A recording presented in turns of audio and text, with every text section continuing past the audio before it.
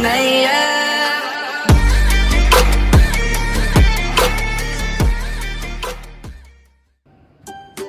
Hai, Assalamualaikum warahmatullahi wabarakatuh. Good morning students, how are you today? Bagaimana kabarnya? Semoga kalian semua dalam keadaan sehat ya.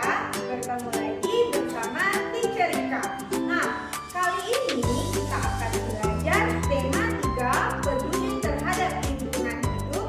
Subtema 1, hewan dan tumbuhan di lingkungan rumahku, PB 3. Namun sebelum kita mulai pembelajaran hari ini, mari kita berdoa terlebih dahulu sesuai dengan kepercayaan masing-masing agar pembelajaran hari ini dapat berjalan lancar dan bermanfaat bagi student teacher semua. Baiklah student, pada PB3 ini kita akan belajar tentang bagian-bagian tumbuhan dan cara membuat pertanyaan wawancara. Sekarang coba perhatikan gambar berikut ini. Gambar apakah itu? Ya, pohon. Nah, sekarang coba amati lagi. Apa saja bagian-bagian dari pohon tersebut? Benar, ada batang, ada daun yang rindang, dan juga terlihat akar. Nah, semua itu sangat bermanfaat bagi manusia. Sekarang dengarkan ya, kita akan mengenali bagian-bagian tumbuhan. Yang pertama, akar. Akar adalah bagian tumbuhan yang umumnya berada di dalam tanah. Untuk beberapa jenis tumbuhan, akar juga terdapat di atas tanah, bahkan menggantung. Akar berfungsi antara lain sebagai bagian yang mengokohkan tumbuhan. Jika tumbuhan tidak memiliki akar, tumbuhan akan mudah tercabut, mudah roboh ketika diterpa angin, atau hanyut terbawa air ketika turun hujan.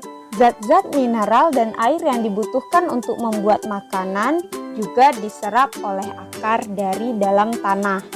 Namun, pada beberapa tumbuhan tertentu, akar tidak hanya berfungsi menyerap air dan mineral, tapi juga berfungsi sebagai penyimpan cadangan makanan, misalnya pada beberapa tumbuhan umbi-umbian. Berdasarkan bentuknya, akar terbagi dua. Yang pertama, akar serabut. Akar serabut berbentuk seperti serabut dan berukuran kecil. Akar serabut dimiliki oleh tumbuhan berkeping satu seperti padi dan jagung. Yang kedua, akar tunggang. Akar tunggang dimiliki oleh tumbuhan berkeping dua, contohnya mangga dan jambu. Akar tunggang terdiri dari satu akar besar dan akar-akar lain yang merupakan cabang dari akar utama. Selain itu, ada bentuk akar lain pada tumbuhan tertentu. Contohnya akar gantung pada pohon beringin, akar napas pada pohon bakau, akar papan pada pohon kenari atau pohon randu, lalu akar tunjang pada pohon pandan. Selanjutnya, bagian tumbuhan yang berada di atas tanah yaitu batang. Batang berfungsi sebagai tempat munculnya daun, bunga, dan buah. Batang juga berfungsi mengedarkan mineral dan air yang diserap akar serta zat makanan hasil fotosintesis ke seluruh bagian tubuh tumbuhan. Yang ketiga, daun. Bagian tumbuhan yang berfungsi sebagai tempat berlangsungnya fotosintesis. Daun banyak mengandung zat warna hijau yang disebut klorofil. Daun terdiri atas tangkai daun dan helai daun. Berdasarkan susunan tulang daunnya, daun terbagi 4. Yang pertama, tulang daun menyirip. Yang kedua, tulang daun menjari. Yang ketiga, tulang daun sejajar. Dan yang keempat, tulang daun melengkung. Yang keempat, bunga. Bunga merupakan bagian tumbuhan yang berfungsi sebagai alat perkembangbiakan tumbuhan biji. Putih sebagai alat kelamin betina, sedangkan benang sari sebagai alat kelamin jantan. Nah, perhatikan gambarnya ya. Selanjutnya, terakhir buah dan biji. Buah merupakan bagian tumbuhan hasil dari perkembangan bunga. Buah adalah bagian tumbuhan yang berfungsi melindungi biji serta cadangan makanan buat biji berkecambah. Contohnya buah mangga dan buah apel. Buah terdiri atas daging buah dan biji. Bagian yang kita makan biasanya daging buah.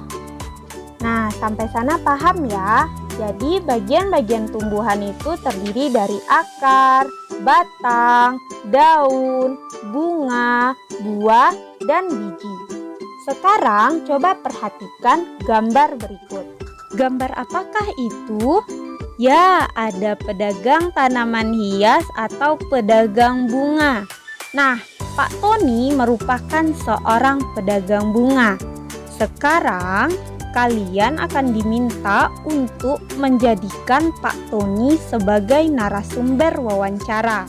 Apa yang kalian butuhkan jika ingin melakukan wawancara? Ya benar, pertanyaan. Nah, sekarang kita akan belajar membuat kalimat pertanyaan wawancara menggunakan kosakata baku dan kalimat efektif. Pertanyaan yang diajukan saat wawancara bertujuan untuk menggali informasi secara rinci tentang suatu hal atau peristiwa. Pertanyaan wawancara dibuat seperti pertanyaan pada umumnya, yaitu kalimat tanya. Untuk membuat kalimat tanya, kita bisa menggunakan kata tanya adik Simba. Apa, di mana, kapan, siapa, mengapa, dan bagaimana.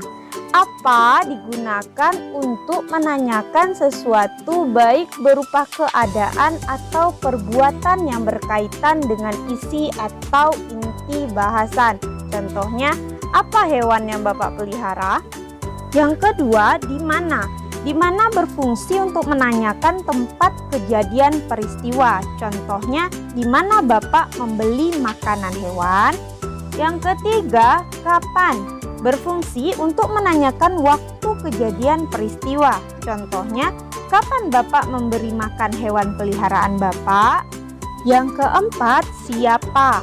Siapa berfungsi untuk menanyakan pelaku atau orang yang terlibat dalam kejadian. Contohnya, siapa yang memelihara hewan peliharaan Bapak?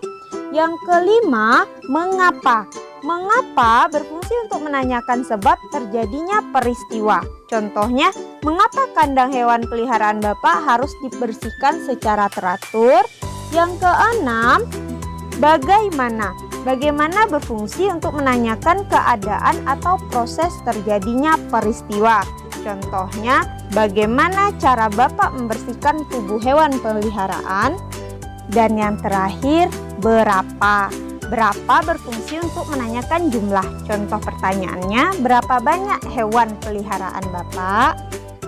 Nah, sekarang kalian tahu ya cara membuat kalimat pertanyaan untuk wawancara.